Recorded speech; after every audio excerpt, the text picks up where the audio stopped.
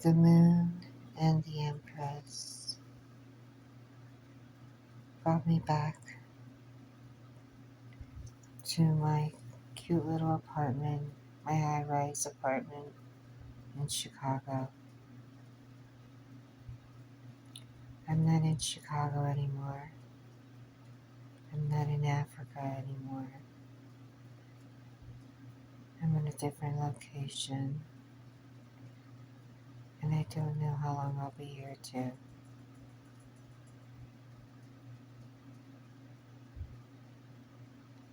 The universe is moving around as I write 3 books at the same time, paint, and be creative, something I should have been doing 4 years ago, but was karmically distracted. But those will be turned into stories, so there was a little writer's block. I'm not that same person anymore that I was 4 years ago. 1:11 on the clock when I said that. I'm a different person. I've evolved.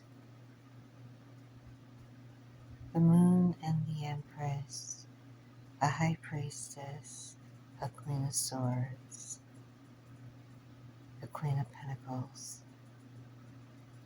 The Empress is actually all 4 queens. The Emperor that I embody as well, all 4 kings. I embody both masculine and feminine. And when I say that, I have feminine energies, of course, being a female, but those are softer energies. But masculine energies are more go-getter, fight back,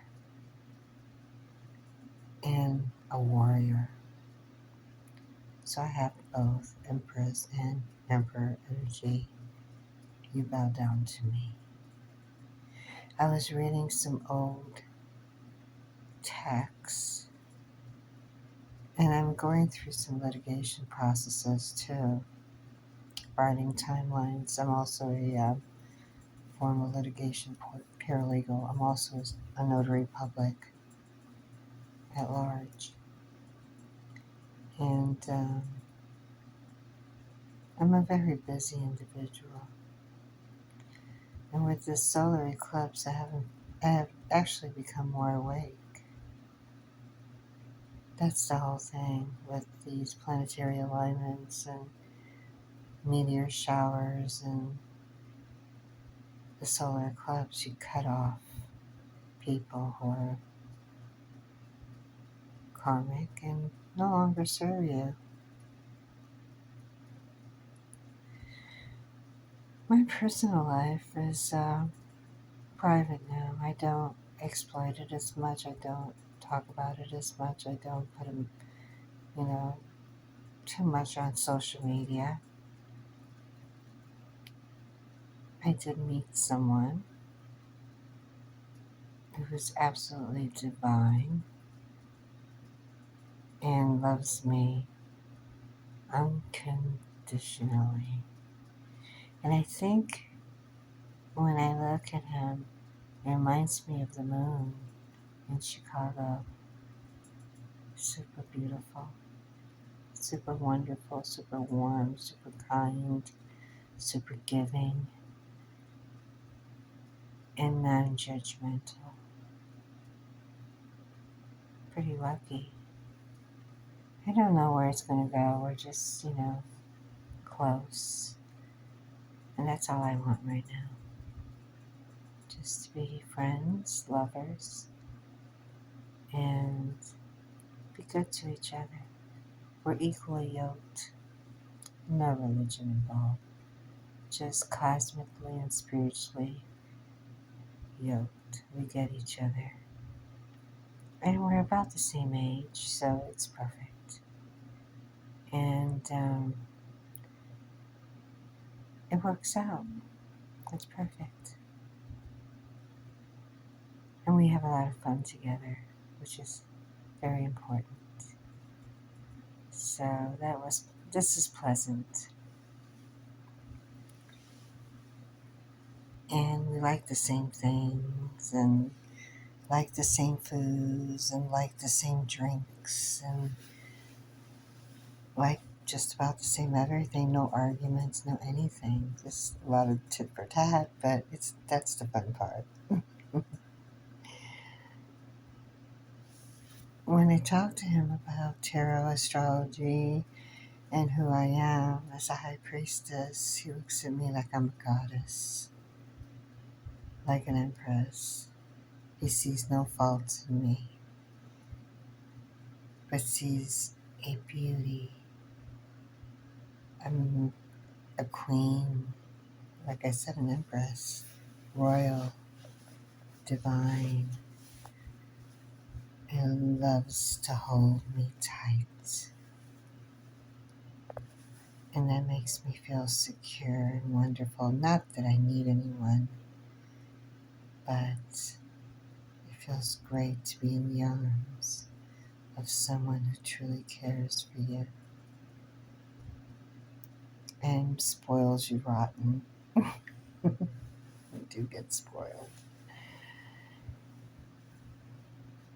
The other thing is,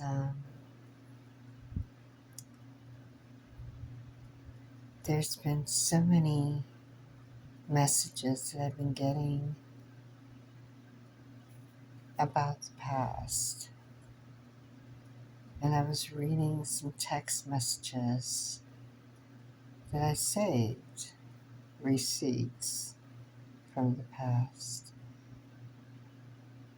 And a certain individual that I'm so glad is out of my life. And the deception and the cruelty and the stupidity, just stupidity. And the people that I've encountered through this parasite only gives me a story to write. And I was telling this to my boyfriend, my lover. We laugh, we joke about it. It became a comedy of errors. And I told him, he even stole my mother's wedding ring and how he just abused me mentally, physically, everything, sexually, how he wanted to control everything in narrative while I was supposedly married to it. And my boyfriend looked at me, he goes, now I know we're a little bit early on that subject because I'm not ready for that for sure. I told him marriage is not in my cards. But he did make a point that I was a diamond in the rough. And never receiving a diamond from any of my former partners is a shame. And I did not ask him to ever give me anything because I can buy my own diamonds. A piece of string around my finger is more than a love. It's showing compassion and love. And being honest and true is all that I care about.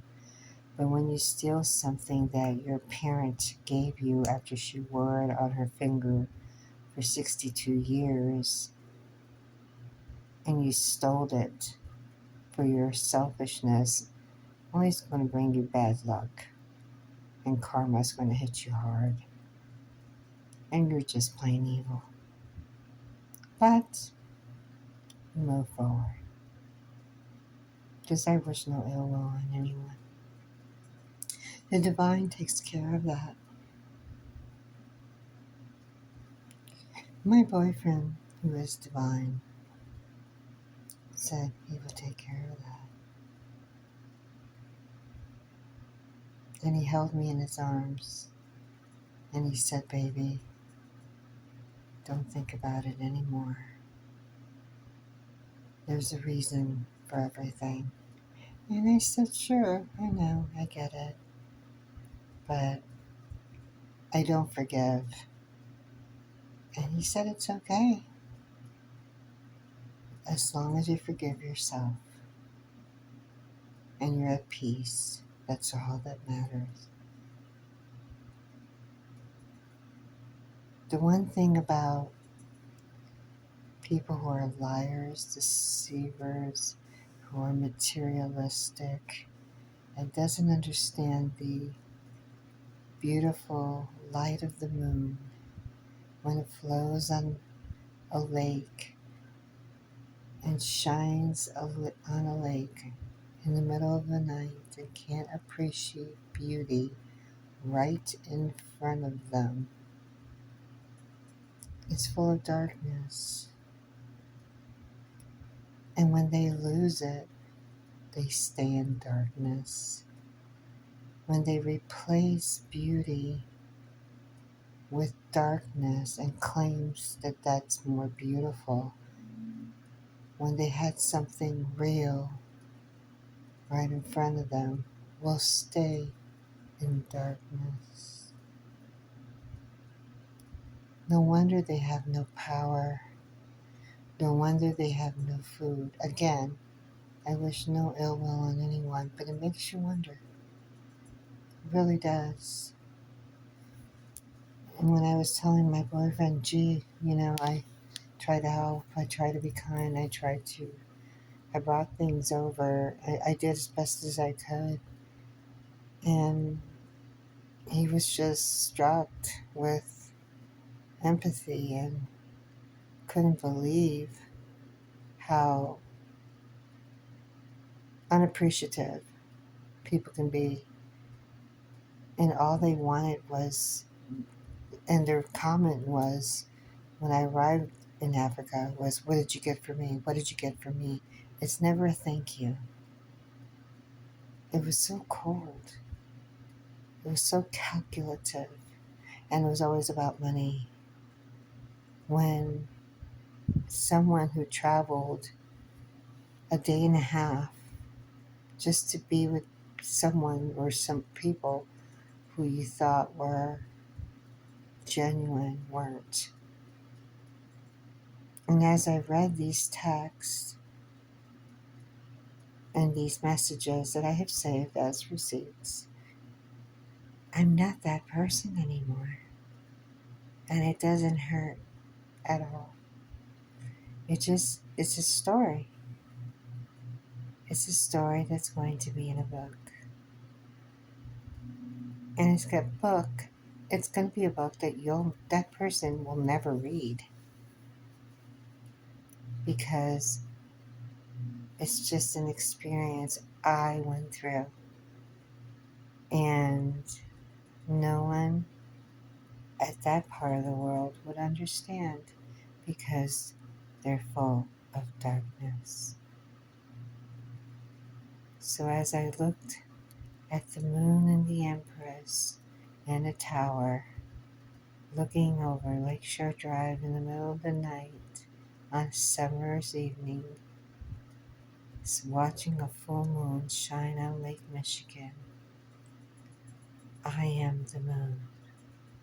I was, and still am, the Empress. Yes, I am Her Majesty, Her Serene Highness.